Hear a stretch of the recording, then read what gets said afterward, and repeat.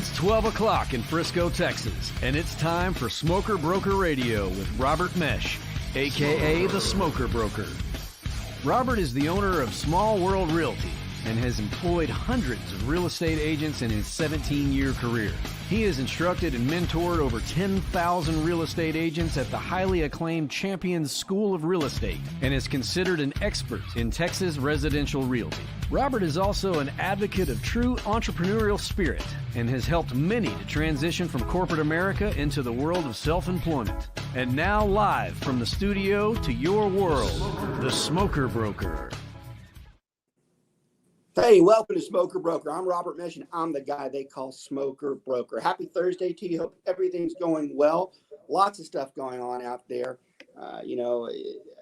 This week alone, I think, was just a busy week for everybody. Because once you get through January, you start the new year off. You have all these stupid goals and all these things that you're going to do. And, you ease off of December, you get into January, and then you're just like, and then next thing you know, it's February. And I'm talking about myself, because that's exactly what happened. I was reminded yesterday that it was February, and I didn't realize that.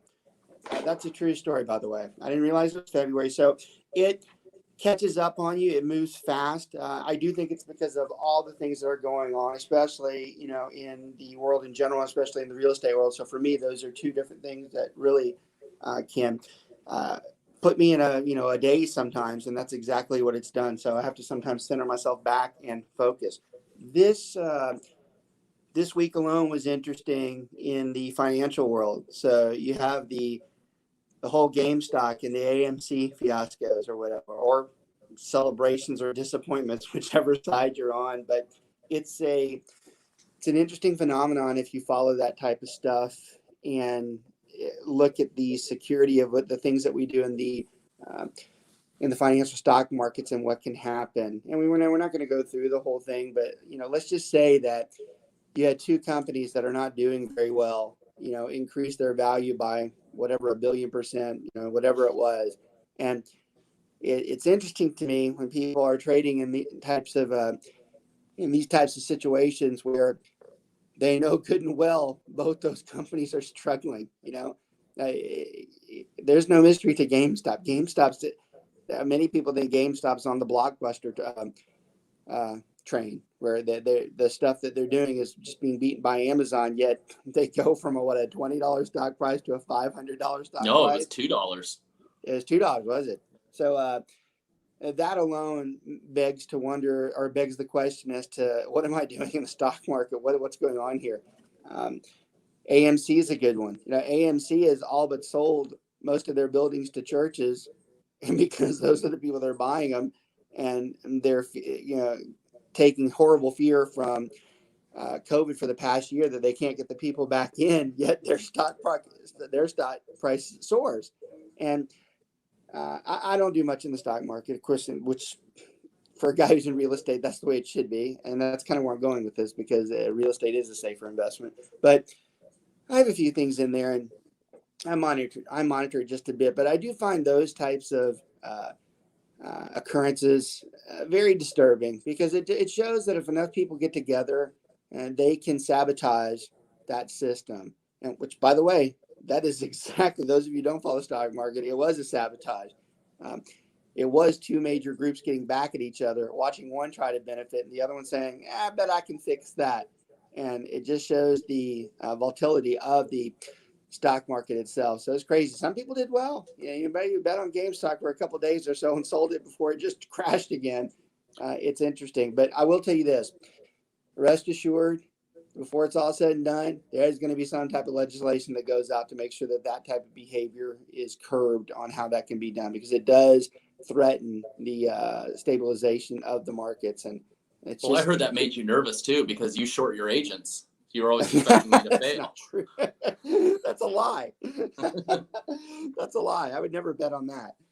It's a concern, because you have so many people who put their hopes and stuff in that, and it just shows that there are very few people that control this country when it comes to finance. And I found that to be disturbing. You have a lot of people who are putting money in because we're in a point in time where the economy will have winners and losers, and there are people that are trying to bet on that. And then you got people that are screwing around in massive organizations trying to deplete or manipulate that market. So I found that to be an interesting conversation. Where I was going with that is that, and I'm biased towards it, but real estate is a safer bet, especially when you're talking about the state of Texas.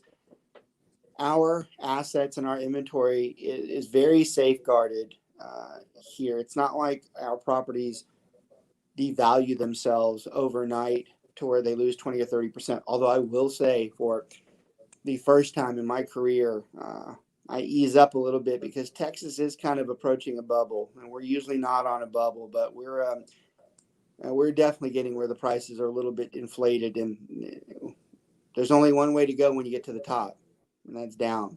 So most of the time we're a very stable market, and even right now we're still a very stable market compared to the rest of the country. But I would much rather invest my money in real estate where I know the asset is there. I know nobody can really take it from me as long as I pay for it. And most of the time it grows. Almost all the time it grows over time. No matter what happens in 20 or 30 years, if I purchase an asset and our house and I can afford to pay for it, whether someone else is paying for it or whether I pay for it, no matter what, it's still there in 20 or 30 years. It might not be as worth as much as it was today, but hopefully at some point I either prospered from it or I bit the bullet and paid for it, and it's still there and I can charge rent to somebody on it. In the end, it's the safest investment out there. And I mean, there's no surprise when a real estate broker, especially the size group that we have, would tell you that that's a good investment, but I really mean it genuinely. It is. I only buy penny stocks. Most of the investments we do will be real estate focused. It's rare that I actually put a ton of money in the stock market. So for what it's worth, let's see. Bitcoin, we should have gone back to that market too, but they're screwing around with that thing. I got to tell you, I got friends. Me and Brent have a friend in common too, who does that. And I tell you, yeah, you talk about rolling some dice. You talk about some gamblers. Hey, power to you. If you got the guts, you got more guts than I do, and I like to think I'm pretty strong. Yeah, man, I tell you, that you talk about a roller coaster, and the whole Bitcoin and e-currency thing is interesting because you got all these. Now, first of all, those who don't know much about Bitcoin, the most dangerous thing about Bitcoin is you not saving your password to be able to get into the actual currency itself, because they're stolen all the time, and it's very hard it's very easy to lose it, and it's very hard to have that structure where the security keeps those Bitcoins, because that's what people do. They're mining these things all the time, and it's fascinating, but it's weird too. Did you hear about that guy that lost all that Bitcoin? What's that? Did you hear about that guy that lost all that Bitcoin? No, what did he do? What did he do? He bought it right when it began, and he had accidentally thrown out the hard drive that had it. Yeah. And it cost him something like $250 million. And he was trying, I think it was in New Jersey, and he wanted to go through the landfill to dig through it. And the city was like, nope, you can't find it. And he was like, I'll donate $70 million to COVID relief. Just please let me. And they would never let him go in there. Yeah, that's insane. And that's the gamble that you start messing around. And I don't doubt that Bitcoin, well, it is a currency to some extent to some people, but I don't doubt that it will be a bigger player in the future. But I tell you, once again, just gambling in the Texas market. Back to real estate, we are seeing a vast amount of money from California. The Californians are, how do you say that politely? I was going to say invading, and I'm like, that's negative. It is. They're invading. Mass migration.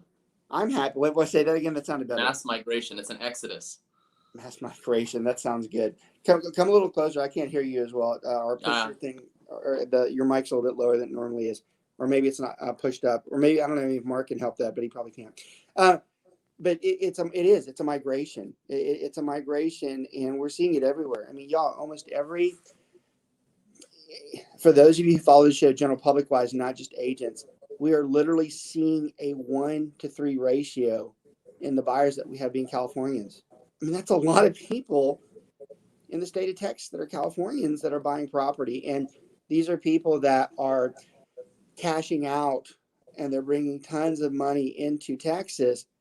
And when I say cash out, I'm not kidding. They actually bring the cash to purchase houses, and that makes it difficult for people who work hard and that are needing financing, and they're trying to compete against these cash offers, and it makes it very hard for them to purchase a home. So we're experiencing that problem right now in all of the state of Texas, where we have inventory shortage, and even the few that are out there, we have to compete with someone who has a massive cash offer. Don't get me wrong, a lot of our clients are there too. It's not like I'm bashing the process. I do think there's a little bit of unfairness to someone who is very well off but has to finance, and they're being told, well, we're going with a cash offer. That's tough. You can argue, well, those people deserve it. I'm like, yeah, I don't know about that. Some of those people, kind of hit the jackpot on their house where they were. I don't know if they necessarily earned all of it, but nonetheless, they have it, and it makes it difficult. And you can bash me. Some people probably don't like that comment I just said, but I'll justify it. I've always struggled when I've had to work for all my stuff. Everything I have, I've worked for. There's nothing given to me. Everything I have is self-made. I promise you that. And I guess you can say I have sour grapes or I'm bitter when I see someone and they've just been given money, whether it's luck or not. I'll even do that too. It's just hard when that happens. You have to compete with that. And that's life, I mean, I'm making a general bitch, I guess, about life itself, but it is tough. It is tough when you see that someone who has not worked near as hard as you, and they come in and just go, and you're like, all right. So that's what I'm clarifying when I talk about some of that California money. And I notice how I said some. I didn't say all of it, because some of those people are exactly what I'm talking about, hard workers, and they earned every bit of it. But there's no doubt there are some people that they just got lucky and cashed in, and now they're over here pushing people around that are hard workers, and they're having to stand in line. If you really listen to what I said there's some truth to that. There is. It's not a bash. It's not they have money. That's not the bash at all. The bash is that some of those people that really worked hard are having to stand in line behind those people. And sometimes just a little bit of bitterness, I guess, there. But we're seeing a ton of that too. A generic comment to all the agents out there, and this is actually one of the core topics today in our Just Do It topic, that inventory short in Texas. We need to be getting out there, and we need to be soliciting those listings because there's not enough. And we're going to talk a lot about that here in just a minute. And one other thing too, as we're finishing the opening of the show, this weekend, Super Bowl weekend, it's a different time. Normally you have a lot more excitement geared up towards the Super Bowl with lots of planned events. And obviously the planned events are scaled back. You are seeing more than you would have seen 6 months ago, because once again, you're having the phenomenon of people who have either had COVID or they've been vaccinated. So you have a few more braver people out there that are getting out, and that trend will continue, thankfully, as we continue to administer the vaccine. But I'll tell you this: I thought it was ridiculous the way the NFL started this year, that they were going to do the season, they were going to do it with no fans, and I was like, this is just dumb. This thing should all be canceled. But you know what? They made it work. They made it work, and they still had a marketable product, and people are still interested in the games itself. And even though it's not the level that it normally is, they're as damn close as they could have been to making it normal and having a Super Bowl. And, kudos to them for that. Well, there's a few teams that tried it with no fans before COVID hit. Yeah, right. And right. I didn't catch it. You said it. Kudos to them for making something work in COVID, because that's been difficult. And I think there's still enough people out there this year that are interested in the actual Super Bowl itself. And that's good, because there has to be some type of normalcy that's been attached. So good for them. And, enjoy your Super Bowl weekend. It'll be different for sure. But we are a country that is trying to heal and recover. And we're doing the best we can. And we're getting there. We are still looking at mid-year to the end of this year before the real normalcy, I think, returns in this country. So kudos to them for making something out of nothing, considering how bad some of those things were. All right. We have a great topic today. And I like the topic because this isn't a training session.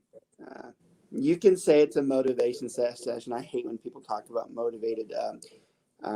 being motivated. But I will tell you right now, today is all geared around motivating yourself, motivating everything that you do, and knocking off the excuses, because this is the time of the year where you have to embrace that mentality. And this show was designed today off of my own issues with not being as strong-willed as I normally am with jumping on things, and as far as goals and being proactive versus reactive. So I'm not a hypocritical type of guy. I bash myself more than anybody. So part of this is geared towards me. But the other part is, in general, we've been spending the last few weeks, in fact, the entire year, talking to our crew about getting out there, doing the things they need to do. And we do that all the time, but more so this year, because this is the first time we've ever seen a real estate market that is changing daily. It's changing daily, which means if you thought you were a procrastinator before, or you were reactive in general, that is not a good combination to have right now. Because in fact, it could be dangerous and could even cost you a lot of your income if you have the type of attitude. So I'm sitting there last night and I'm thinking about it. And there are times I plan the show. Look, all our topics are there. It's not like I just say, oh, that one today. I have tons of topics that are out there that I decide what we're going to do. But sometimes I do wait until the night before because I want to try to have something that's currently affecting the crew. And it hit me on this one before I went to bed last night. I started thinking about, like, that's it. I go, not only do we have to enforce this into our crew, but everybody else out there, I think, can benefit from it. And that's where the idea for the show today came, to where we titled it. And I'm gonna put an asterisk on this because I don't necessarily agree with the views of the company that did it, but the saying's so great that it oversees my concern with the way they do things. But I will tell you, Nike's "Just Do It" slogan, I still, to this day, as simplistic as it is, I still think it's the greatest slogan ever created in the history of advertising, because it's short, sweet, and man, does it say a lot. It applies to so many things that we do. The saying's got to be, 35 years old now, and I think it's more powerful today than it was when Nike came up with it. And it's funny, you think about advertising and marketing and how many brilliant slogans there are out there. But the Nike's "Just Do It" literally was a passing of someone saying, man, just do it. And someone said, that's really good. And today, that's exactly what we're going to embed on, because it's true. It is a just do it. It is a just do it type of mentality, because that's what hurts most people that are ineffective. They just don't get out there and do it. And when it comes to real estate, which is what we focus on this show, it's everything. Because a majority of the problems that a real estate agent has is their lack of engaging and doing what they're supposed to do. Because they can get away with it sometimes, because they might get a lucky sale here or there, maybe even a ton of lucky sales. But in the end, if they want this to be a continuing income stream, they have to work at it. And some of them, actually, it's not some, it's most of them, don't do it. Well, Brent, there's two people. Would you agree with that, Brent? Would you agree? Yeah, I agree with that. And I think that there's two people that do just do it every day, and they are our sponsors for this week's show. Brent's always perfect. He was told that we need to do the sponsors after the intro. So what a great turn in. So let's get that out of the way. You're right. Yeah, I was just waiting for you to stop talking. So I made it work. That. You're lucky it was within 15 minutes or so that I did it. I could have saved 15% or more on my car insurance. So they are not a sponsor, by the way. So our first sponsor is a Mr. Martin Cooley with BPG Inspections. He is our go-to guy that we refer our clients to. We obviously refer multiple people, but Martin's the guy we feel really comfortable with. He is with BPG Inspections, like I said before, and he is our go-to guy because he is consistent, professional, shows up on time, writes his reports without scaring our customers and clients. So this is what we look for whenever we refer an inspector out. And then benefit is he color codes all of his inspection reports. So, when we're reviewing them quickly, we can look at them and determine what needs to be addressed right away and what can just be on the back burner. And we really, really appreciate that for him. So you can find him on bpginspections.com.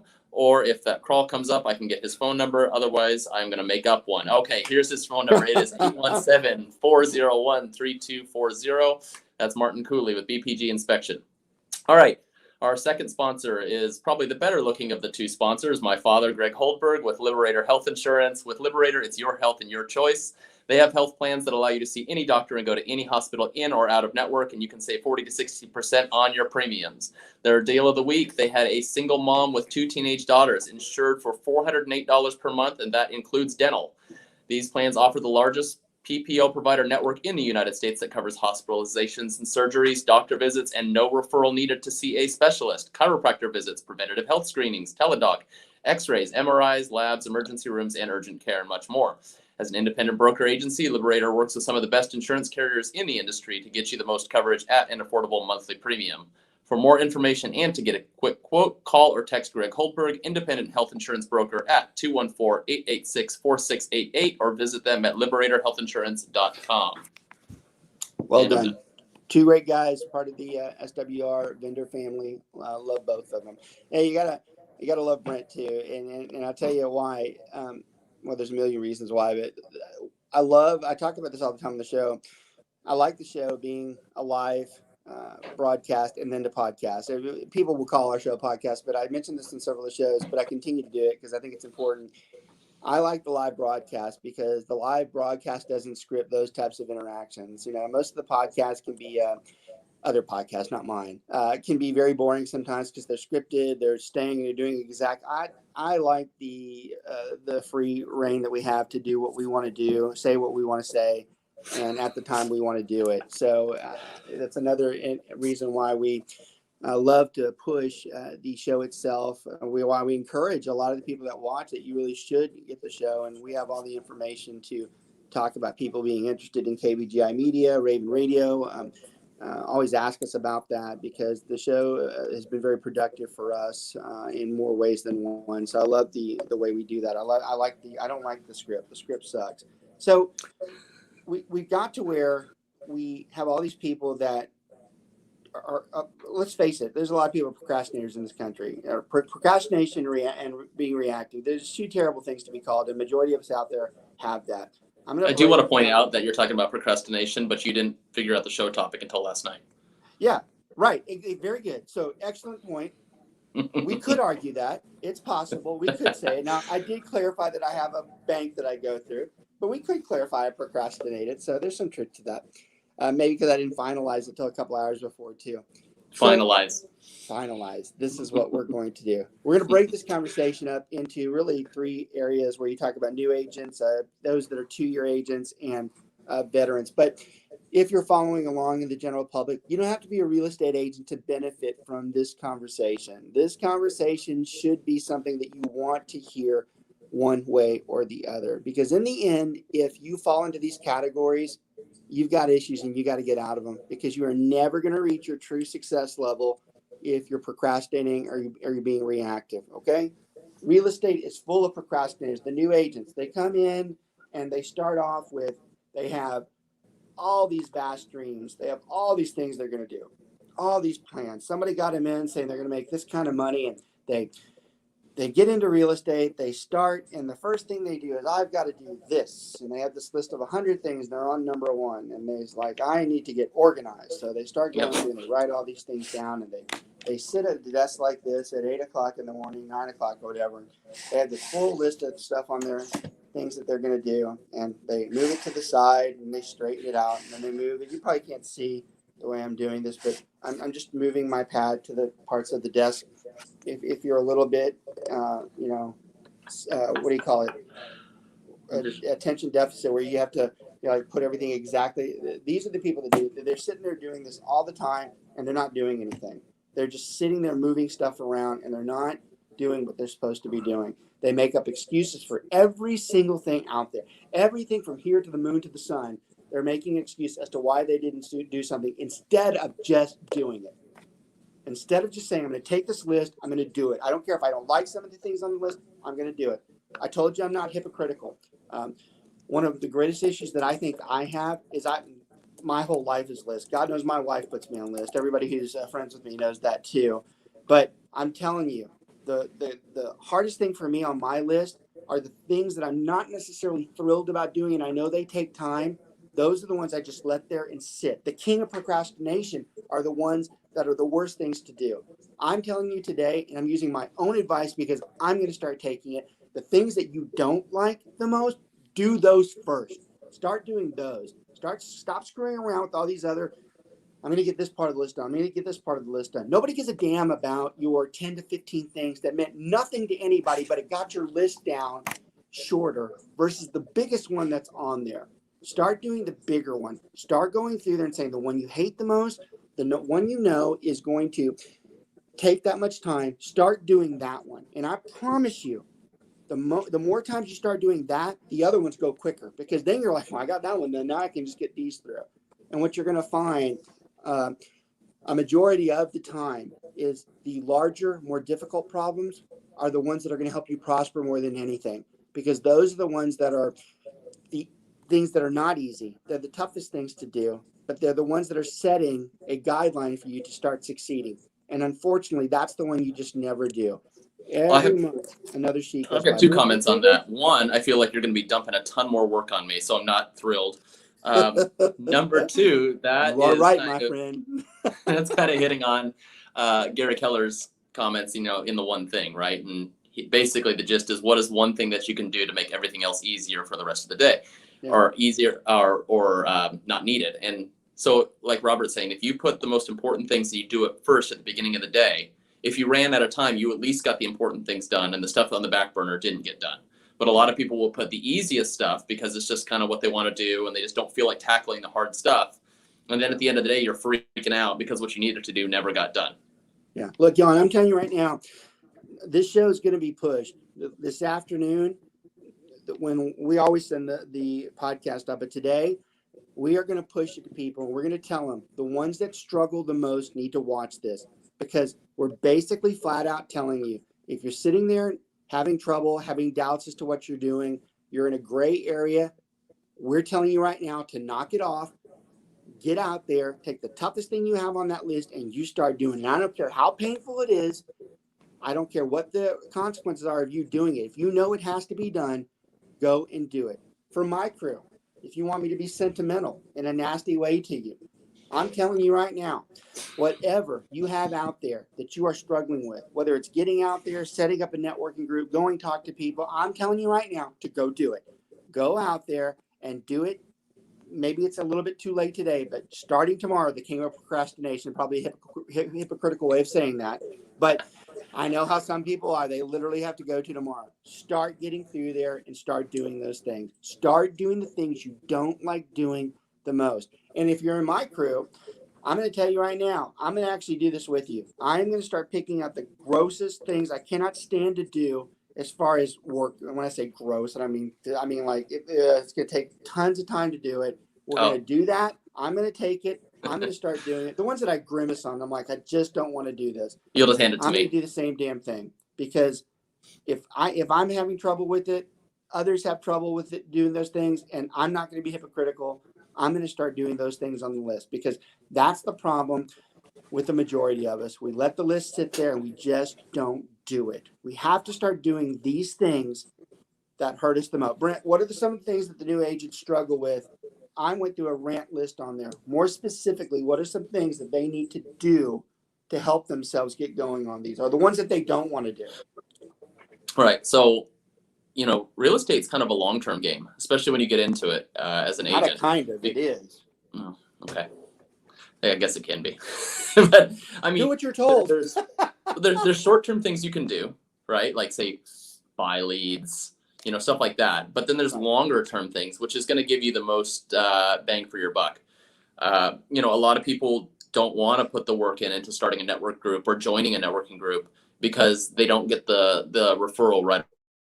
And y'all, these things take years sometimes, right? I mean, you have to plant the seeds and you have to stay with it. And we talked about it, I think, last week, maybe not, about people that will, although it was in our team meeting, we talked about people will quit, and that there was a referral that was just about to come into them, right? But they have no idea. They'll never know because they put in they didn't stay to see it out and see how it turns out. Right. So, there's things that's uncomfortable, and especially as new agents, like joining a networking group, you think, what am I going to say? I'm new. When they ask me a question, I'm not going to know. This is going to get awkward. I'm just not going to do it. I'll find something else that's going to be less uncomfortable. And the thing that makes you the most uncomfortable is what's probably going to have the best reward for you. That's a good comment. So I like that. That's a great takeaway. I'll push harder on the networking because everybody knows inside of our team, we push this, but to the rest of the crews, a lot of the Keller Williams offices watch us and a lot of other brokerages as well. That networking stuff, I'm so tired of telling people to do it. And I'm more tired of the fact I'm talking about general networking. They're not even doing the ones that I want. One of the biggest complaints about networking is that there's already networking groups out there and they don't need anybody else in it, or they won't even let me in it. Y'all, there's a real simple response and solution if you're being blocked from a networking group, or there's too many, or you feel there are too many people in it. And it's real easy. Go start your own. Do it yourself. You can't tell me you don't know enough people that have self-employment issues where they need to meet clients. They're out there. You just have to go do it. I'll tell you this, if you're on my team, if you want to impress me, not that anybody does, they don't give a damn about that. But if you did. We can't impress you. Yeah, you could. Go out there and tell me that you formed a networking group. Hell, I'll be more thrilled if you tell me you had 3 people in your group versus 20. Go do it.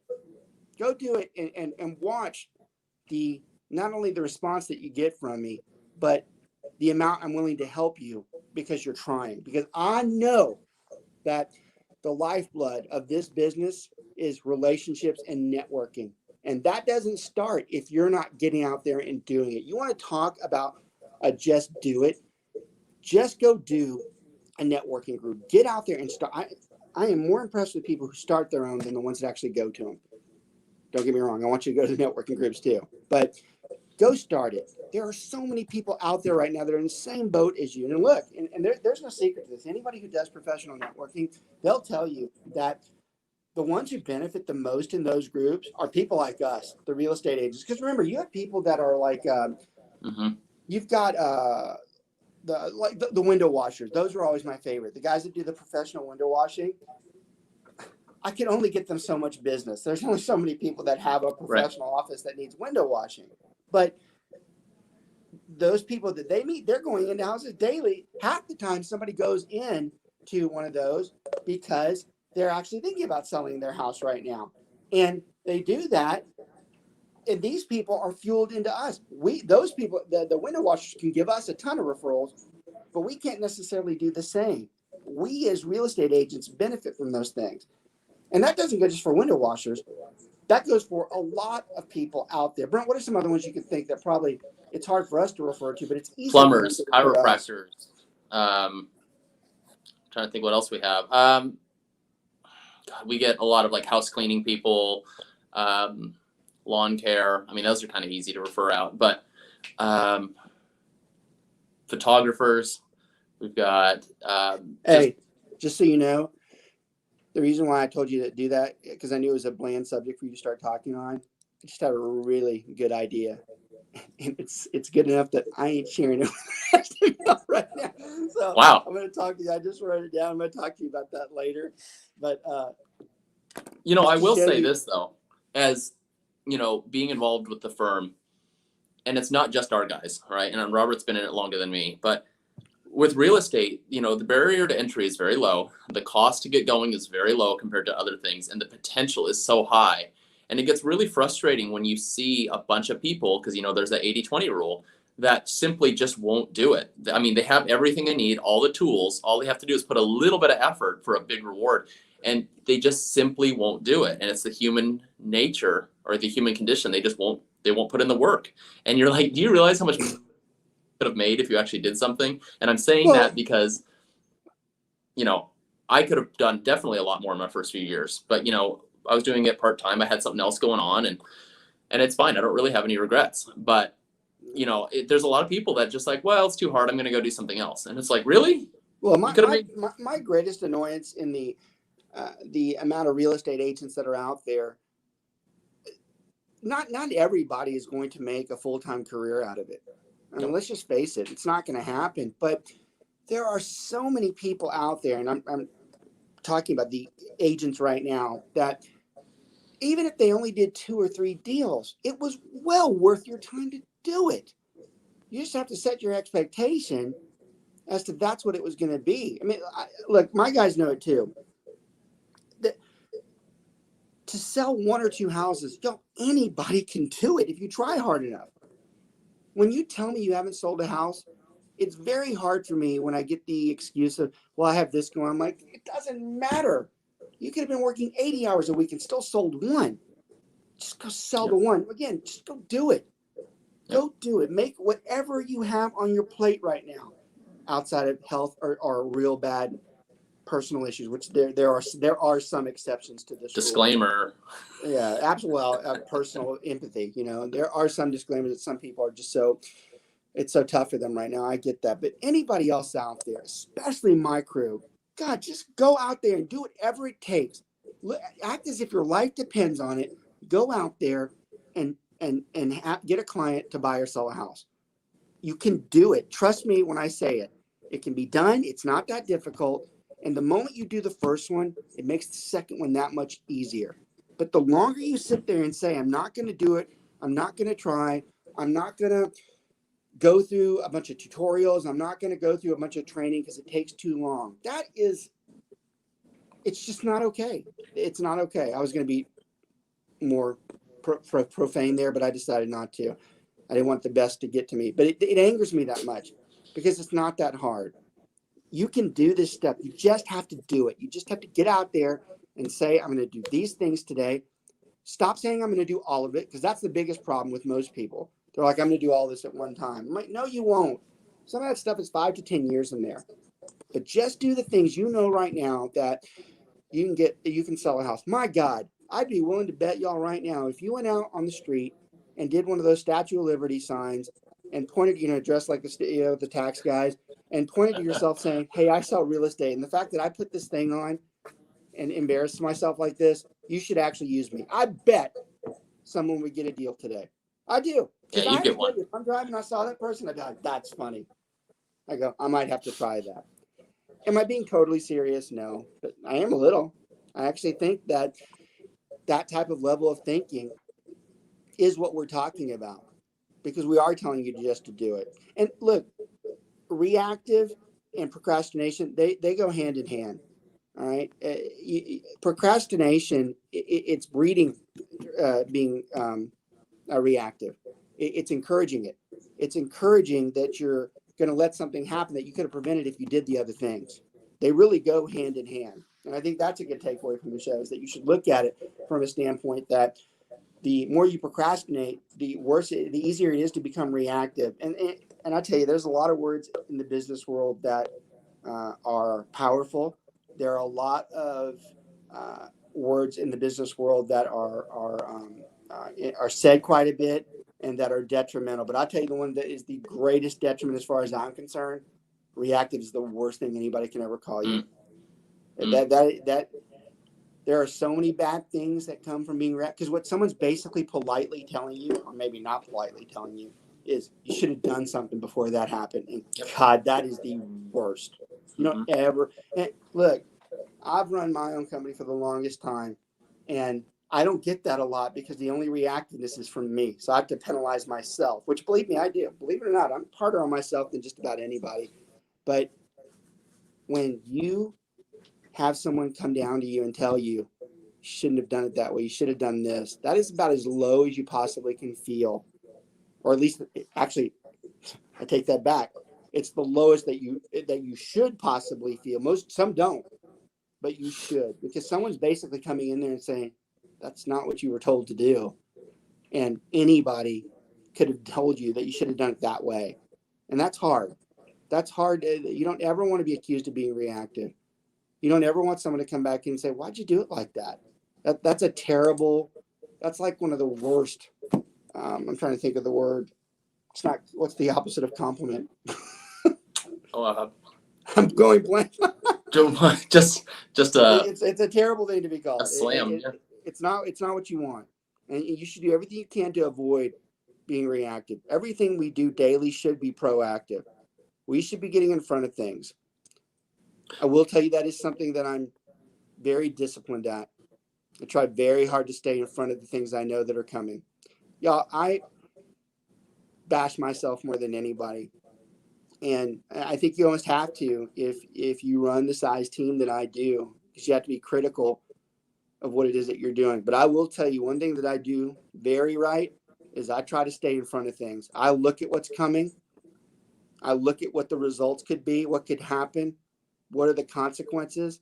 And this isn't 2 days out. I'm usually looking a week, 2 weeks, 3 weeks out. And look, my crew will verify this too. You want to know something interesting or personal about us right now? We're going through and having team meetings on a much more regular basis because the market's changing daily, and it forces us to get in front of it before it happens. Our crew will tell you that they don't go out there blind on how to do an offer. Our crew will tell you in the last week alone. And by the way, this is a message if you work anywhere else in real estate. If the people that are supervising you right now, if they have not been in close contact with you, warning you about how to present a multiple offer or how to deal with working the offer from the listing and the buying side, you are not working with the right person right now. In fact, I'm very proud of what's going on. I think as I speak, our head broker right now is actually conducting, or is it later this afternoon? I think it's right now. Conducting a multiple offer class. And this isn't just a regular, this is a broker that is nationwide now. She got a best-selling book. She is in with our crews right now telling them, because she knows that we have to be watching that.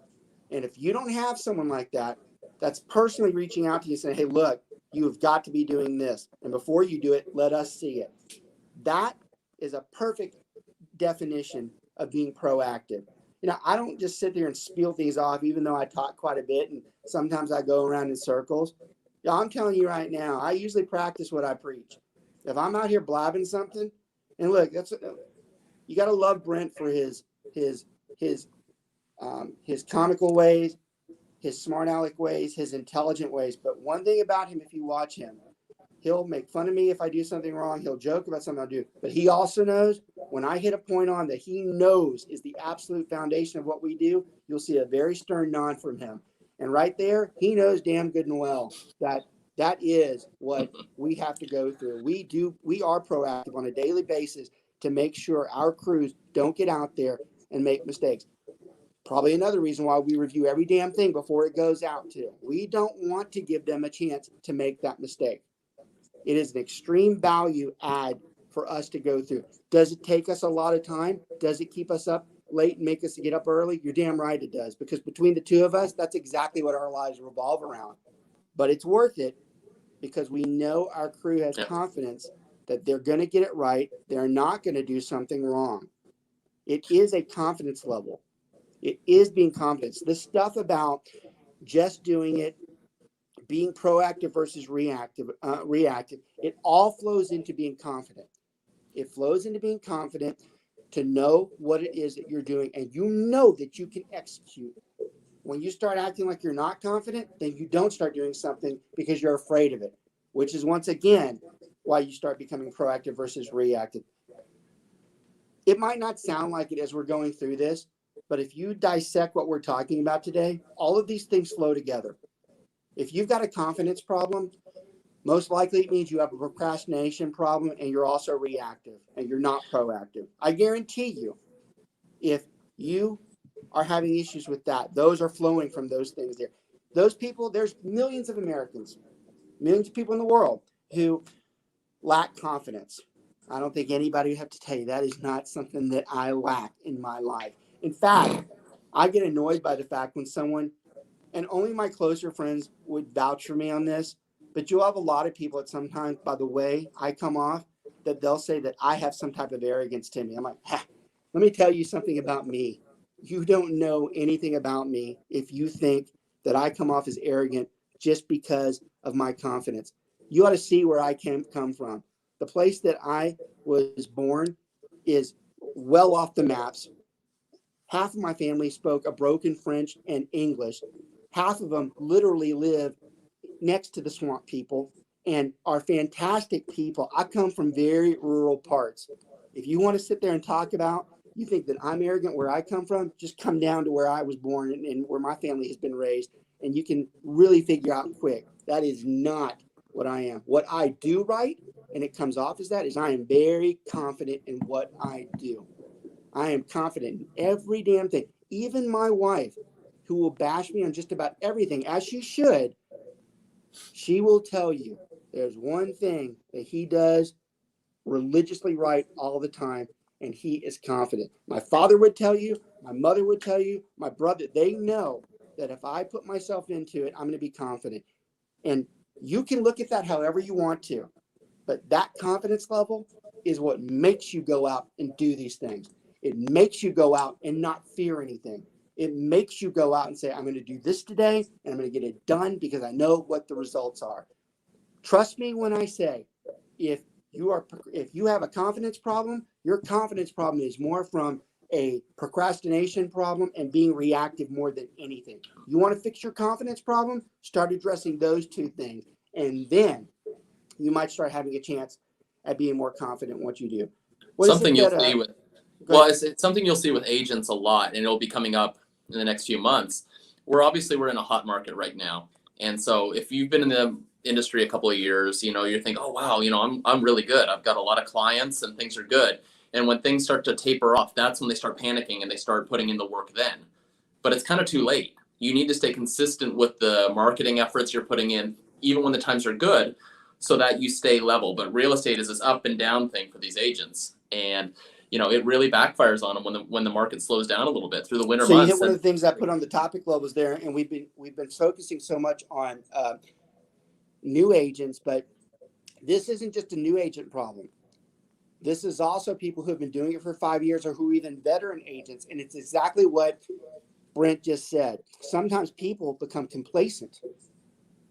These are people who were confident, but then they become complacent because they think it always works that way. And they become a little lackadaisical, and they keep thinking that this thing's on autopilot and they can just keep going. It always works like that. That is like the cardinal sin for a real estate agent. It never is on autopilot. We always have to be behind the gears, pushing that plane up. It doesn't go on autopilot ever. Right now is a perfect example. We can't go on autopilot when we've got offers that are changing every hour. We have to be knees deep into it. Hell, eyes deep into it right now. Nothing goes autopilot. But what Brent's talking about, even veterans and experienced people, not just real estate, business in general, they become complacent. They think everything's fine and they just let it go. And look, I talked a lot about this 2 years ago when we made our change to where we stopped running independent and we started partnering with Keller Williams. I had come to a point where I thought I had become complacent. I felt that I was just happy with the way everything goes, status quo. This is great, no problems. And I lost sight of probably the most important thing in being entrepreneurial is to continue to be entrepreneurial and to continue to grow and to continue to have ideas. And that's what forced me to change gears. And everybody talks about midlife crisis. There's also midlife excelling. There's also midlife, hey, we need to change directions. I kind of sometimes don't like the midlife crisis thing because I'm like, well, that's other problems. But there's also midlife, hey, this is not the way it should be going. We need to shift it into another gear and make it go this way. And people who are strong when it comes to their business sense, their confidence level, they know what they need to do. There is nothing on a daily basis that doesn't stop me from thinking of ideas that would come on. Some of my people that I report to, they would tell you, I come up with the dumbest ideas sometimes. I'm constantly drafting. When I'm driving, and y'all, I hope this is a takeaway. I hope some of the weird stuff I do is takeaways. But when I'm driving, I'll literally start thinking of something that's important, or it's an idea. And when I think about it, I'll hit that voice activated recorder on your phone, and I'll tell myself, so it reminds me later, because I check it every afternoon. Anything that I wrote, because I think quick sometimes, and I'll put an idea on there. Some of those ideas produce a lot of money down the road. It just depends. And just to show you once again, I practice what I preach. When I was talking to y'all just a little while ago about one of the sections in there, something hit me like a ton of bricks that we're not doing. And we're going to start doing it. I will tell you that is something that's only going to be for my group because I just figured it out. And I'm actually pretty excited about it. But that type of thinking never stops. We keep thinking, we keep writing down some of it's stupid. Trust me, I've had so many embarrassing ideas that I look back and I'm like, why'd you even tell anybody that? You know what? I'd rather have someone say you're an idiot for doing a stupid one than not doing one at all. And my life revolves around it because I'm always thinking about what I can do. That's another thing my wife will tell you. And I love her for this more than anything. She knows that, and she said it to me many times in the most genuine way. And she's not doing it as a praise to me. She genuinely tells me I'm always looking for a way to stay ahead and what's the next thing I can do. And she's right. I do. I wake up that morning. I go to bed that morning. Actually, I do. I wake up in the morning and I look at what I have and I jot things down that I want to do or that I need to think about. And I go to bed doing the same damn thing. It starts with a list and it ends with a list and it's consumed by a list. And is that where Dina gets the list from? That's where Dina gets the list from. She knows that that's the best way to keep my attention. But that confidence level, no matter what happens, and I joke about this all the time too, and this is where I'm going to kind of start wrapping the show up. I don't care what happens to me from a business standpoint or an income standpoint. I know at any given point in time that I could go start a snow cone stand, and I promise you that snow cone stand will make money. Might not make the money that I want, but I promise you it's going to make money. I don't know what you're laughing about, but if you're picturing me doing snow cones, it's annoying. Would you call yourself the snoker broker? The snoker. No, I wouldn't. But even then, snow cone stand, exterminator, whatever. I promise you, if I'm going to do it, I'm going to do it full throttle. I'm going to put the pedal all the way down. I'm going to dedicate myself to it. I'm going to be confident that I know what I can do. And I'm going to implement the plans to the T, because that is being proactive. That is not procrastinating. That is having the confidence to know I can do it. I'm going to do it. Even if I'm not good at it, I'm going to do it until I get better at it, which, by the way, that's a good takeaway too. Along the way, sometimes you might not be that good at it, but who's to say you will not get good at it if you keep doing it? You know, one of the things, and it hits home to me too, because I struggle with it, but it's a great way to end of this topic. Professional golfers. There's a very fine line between golfers who are good and who are really, really good. There are a lot of people out there that can shoot in the 70s, which is a really good golf score. But then there's just a precious few that can shoot in the 60s. You want to usually know what the primary difference between those two are. You could argue God-given talent. They lie. Some of them have. What'd you say? They lie. They lie. Yeah, they lie. But the real difference between them is those professionals. Every shot, there's not a professional out there that won't tell you that every shot that they encounter, they hit 100 times a day, every day. And there's something to be said for that.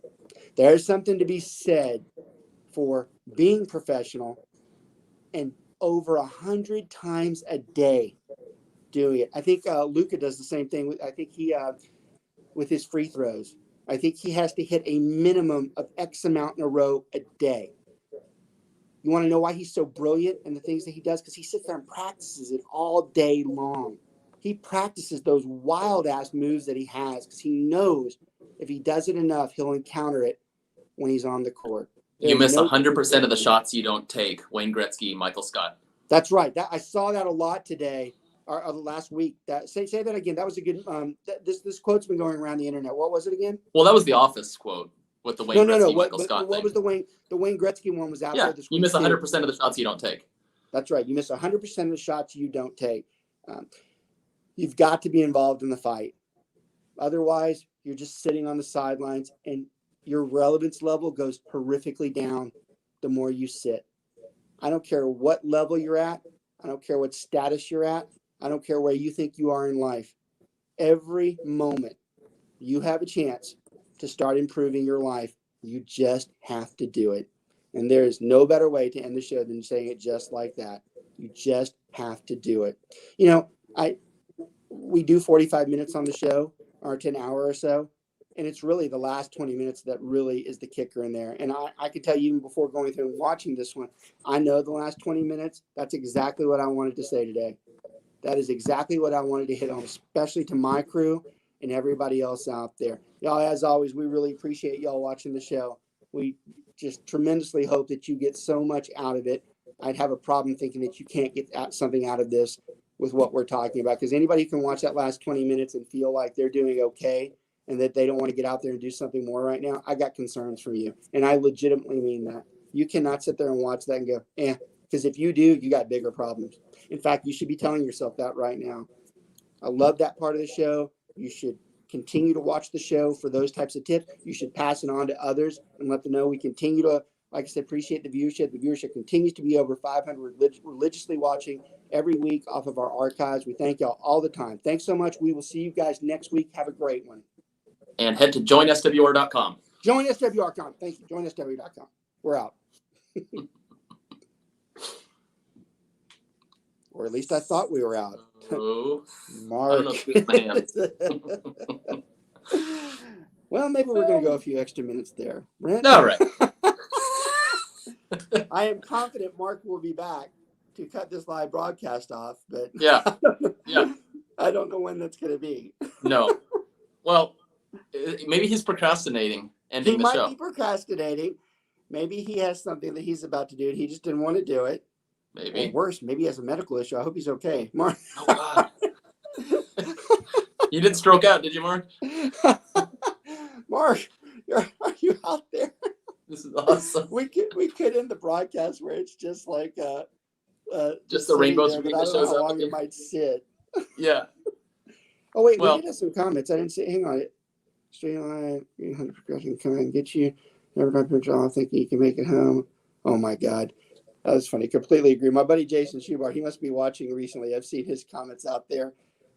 Thankfully, no one else can really know what that comment just meant, but believe me, there's a story behind that. But he is right. But I love him as much as he likes to joke. My buddy there, Jason, but he is he's right. Now, you have to have confidence even in that subject. He's disgusting. By the way, Jason, you are an idiot. Let's use these few minutes though, that if you liked what you heard and you like the leadership and the strategy and the confidence, then you need to join our team. So you need to head to joinswr.com. You can find out more. We have webinars every other week, and you can really learn what we're about and join us easily. And we'd love to have you.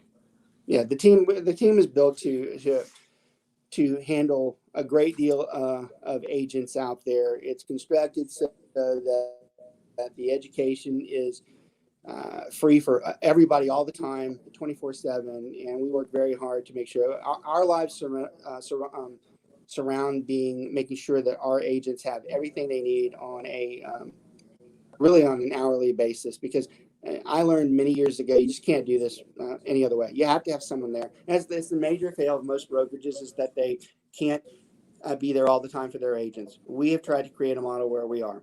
And look, here's the thing. You can try to mirror what I do. You can try to mirror anything I do. Good luck. Good luck mirroring what it is that we do. You can't just tell someone that you're 24/7. Not only do you have to be 24/7, and I don't mind saying it all, you better know your shit, though.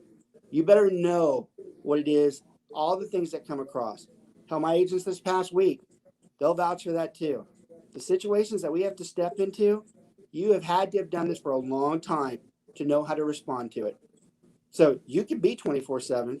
You can say you have a mentor. By the way, anybody who's watching from just another firm outside there, my guess is if you have a mentor and they're under 5 years, I can tell you right now, they don't know everything they need to know.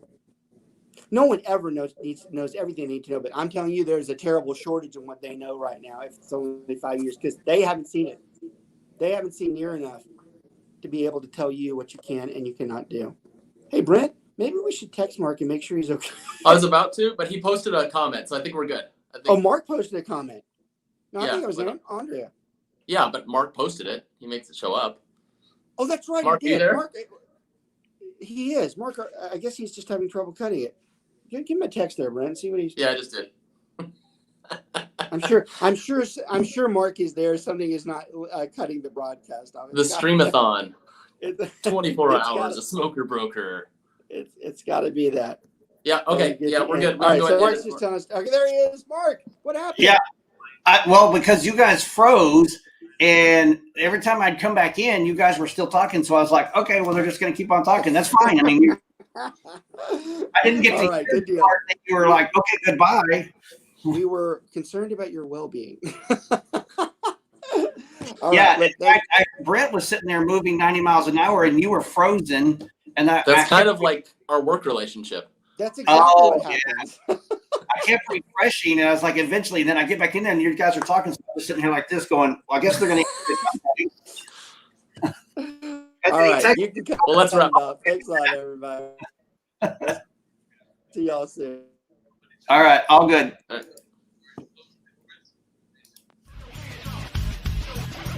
No, it's still live. It's still live. It's still counting.